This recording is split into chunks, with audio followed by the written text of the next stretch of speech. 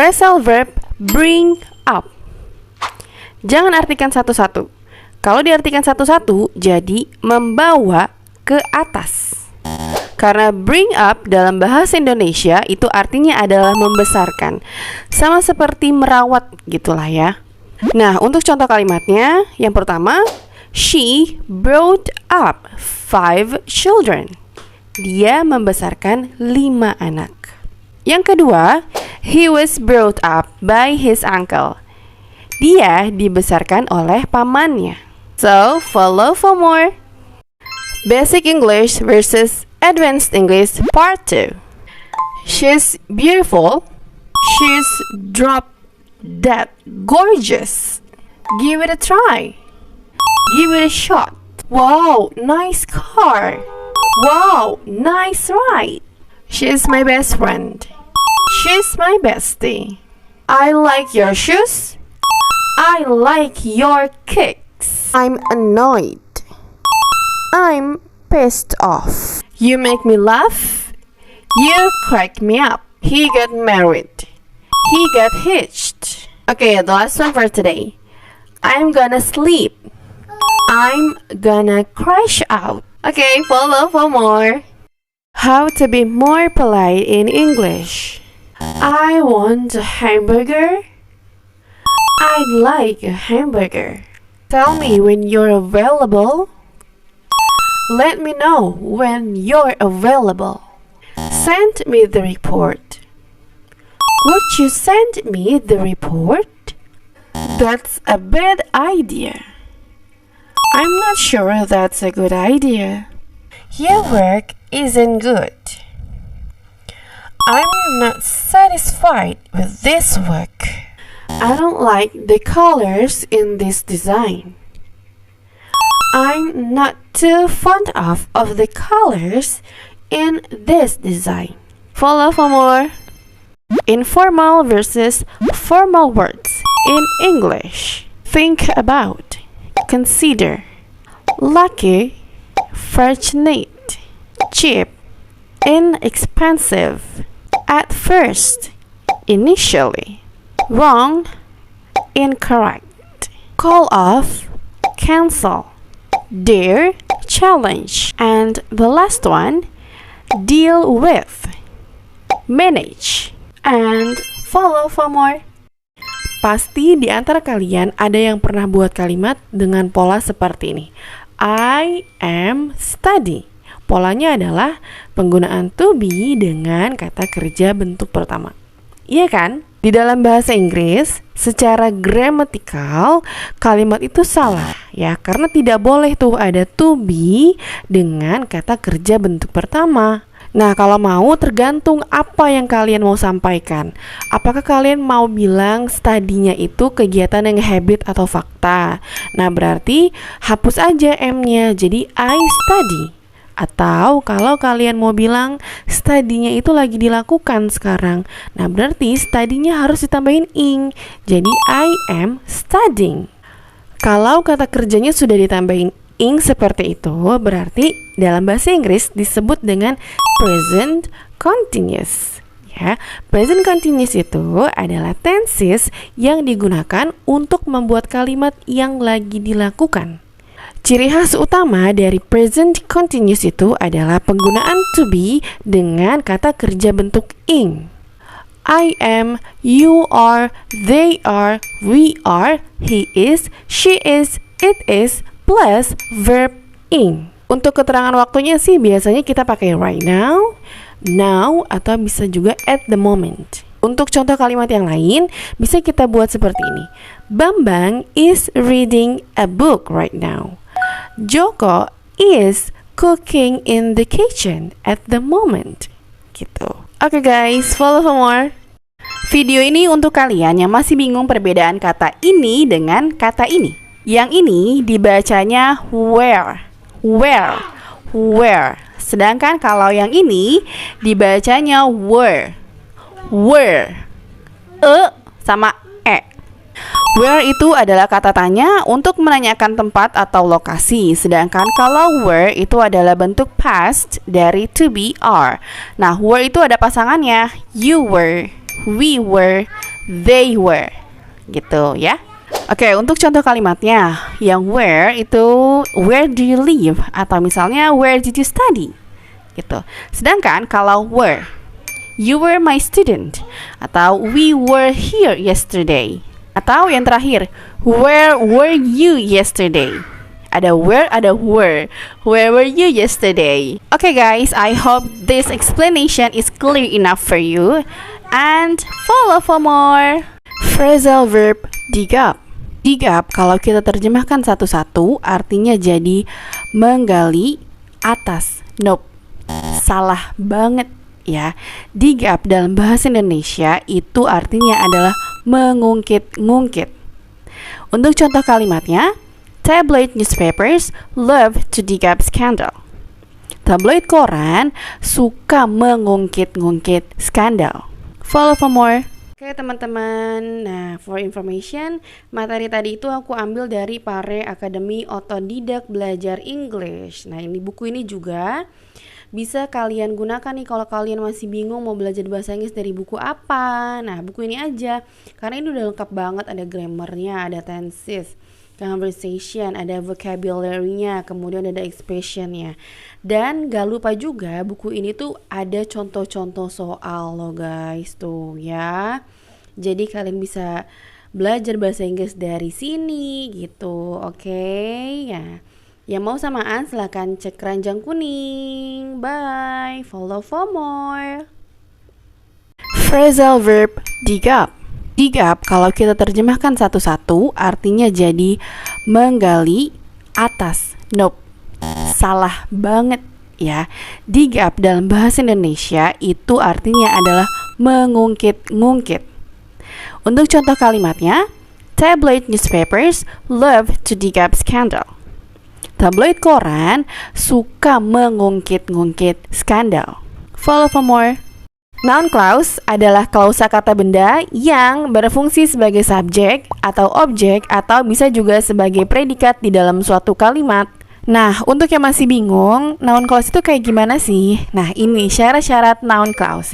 Yang pertama, itu biasanya diawali dengan double H question, atau bisa juga diawali dengan the, atau bisa juga dengan whether, if, dan bisa juga dengan what makes. Nah itu biasanya diawali dengan yang itu tuh tadi. Nah syarat yang kedua itu bentuknya harus statement ya, jadi bukan pertanyaan. Be careful, okay? Contohnya misalnya gini, I know where she lives. Itu yang benar. Yang salah adalah I know where does she live. Kenapa yang kedua salah? Karena lagi-lagi syarat noun clause itu tidak boleh pertanyaan, harus statement. Oke. Nah, di kalimat kedua ada where does she live. Ya, secara gramatikal itu adalah bentuk pertanyaan. Oke, contoh yang lain. Ya, ini versi benernya. He knows who the other is. Itu versi benar. Ya, versi salahnya adalah he knows who is the other. Kenapa yang bawah salah? Karena itu jadi pertanyaan. Who is? Ya, yang benar itu harus yang pertama. Oke, dari kedua contoh. Contoh yang pertama, I know where she lives. Noun clause-nya itu dari where sampai lives. Oke, sedangkan di kalimat kedua, he knows who the other is. Noun clause-nya itu ada dari who sampai is. Nah, kedua kalimat itu noun clause-nya berfungsi sebagai objek. Oke, coba sekarang kalian yang jawab ya. I wonder bla bla bla bla since he quit the job. Nah, apakah isinya what has he been doing atau what he has been doing? Oke, berdasarkan syarat yang udah tadi dijelasin, apa isinya kira-kira? Yang pertama atau yang kedua? Tulis di kolom komen ya. Follow for more. Oke guys, materi yang tadi itu aku ambil dari buku Pare Academy Otodidak Belajar English. Nah, buku ini tuh lengkap banget ya. Ada grammarnya, kemudian ada tensesnya, ada conversation, ada vocabulary, kemudian ada juga expression.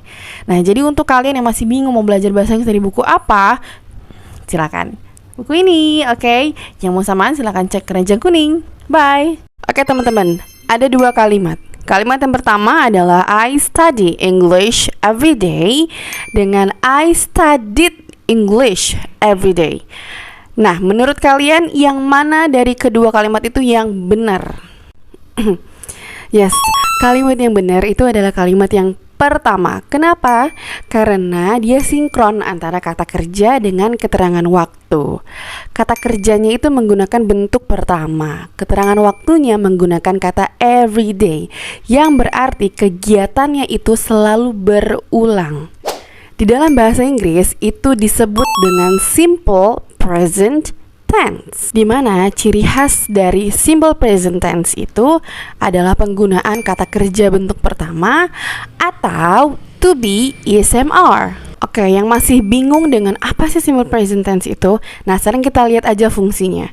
Jadi simple present tense itu punya 4 fungsi. Fungsi yang pertama itu untuk menyatakan suatu kebiasaan atau habitual. Untuk contoh kalimatnya, yang pertama, I go running 3 times a week.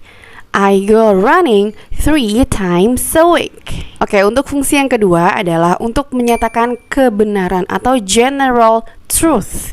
Contoh kalimatnya, the earth revolves around the sun. Nah, itu adalah fakta. Yang ketiga, untuk membicarakan hal yang akan datang. Nah, ini ada catatan ya. Hal yang akan datang itu maksudnya berupa jadwal, program, atau bisa juga untuk kegiatan yang berseri. Untuk contoh kalimatnya, we begin the lesson next week.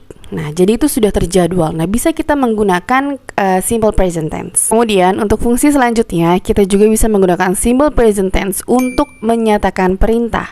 For example, open the door please, atau sweep the floor please, gitu. Oke teman-teman, nah for information, materi tadi itu aku ambil dari Pare Academy Otodidak Belajar English. Nah, ini buku ini juga bisa kalian gunakan nih kalau kalian masih bingung mau belajar bahasa Inggris dari buku apa. Nah, buku ini aja, karena ini udah lengkap banget, ada grammarnya, ada tenses, conversation, ada vocabulary-nya, kemudian ada expression-nya. Dan gak lupa juga buku ini tuh ada contoh-contoh soal loh guys, tuh ya. Jadi kalian bisa belajar bahasa Inggris dari sini gitu, oke? Ya. Yang mau samaan silahkan cek keranjang kuning. Bye, follow for more. Number 1. A number of students is going to the class picnic or are going to the class picnic. Yes, are going to the class picnic. Number 2, the number of days in a week is 7 or the number of days in a week are 7. Yes, is 7. Neither John nor Bill is going to the class today or are going to the class today. Yes, is going to the class today. Either John or his friends are going to the beach today or is going to the beach today. Yes, are going to the beach today. Okay, the last one is for you. You have to answer this question in the comment, okay? So the question is, John or George is going to class today or are going to the class today. Follow for more for the next quiz. Bye. Cuma ditambahin ish aja, kata-kata ini bisa berubah dari kata benda menjadi kata sifat atau adjective. Child, childish, artinya adalah kekanak-kanakan. Fool, foolish, artinya bodoh. Self, selfish, jadi artinya egois. Girl, girlish, artinya jadi seperti anak perempuan. Boy, boyish. Ayo, siapa yang tahu artinya boyish? Jawab di komen ya. Follow for more. Instead of saying this, you can say this. Very cold, freezing. Very beautiful, gorgeous. Very small, tiny. Very shy, timid. Very angry, furious. Very clean, spotless.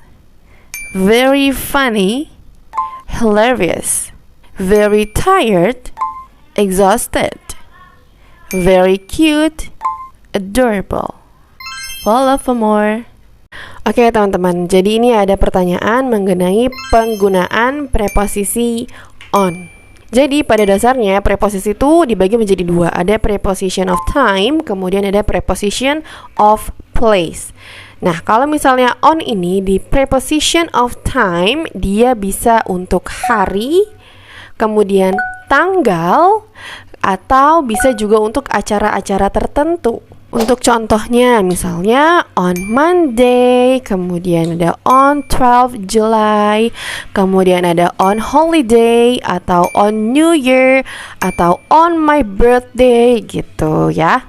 Nah, kalau untuk preposition of place, on ini bisa digunakan di permukaan, arah, media, dan transportasi yang sekiranya kita bisa berdiri dan bisa berjalan di dalamnya.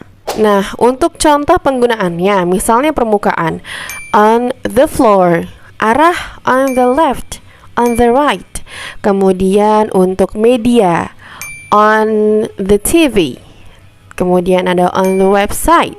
Kemudian untuk kendaraan, on the bus, on a train, on a ship, dan sebagainya. Nah, sekarang ada the back sama the wall. Kira-kira yang mana yang kita bisa pakaiin preposisi on? Jawab di komen ya. Follow for more.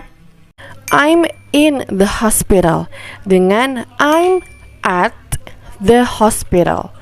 Yang mana dari kedua kalimat ini yang benar? Yes, both are correct. Dua-duanya benar. When you say I'm in the hospital, means that you are hospitalized atau kalian jadi pasiennya. Ya. Sedangkan ketika kalian bilang I'm at the hospital, means that you are visiting someone who has been hospitalized. Atau kata lainnya, kalian lagi ngejenguk orang yang lagi dirawat di rumah sakit. Oke, jangan salah lagi ya. Follow for more.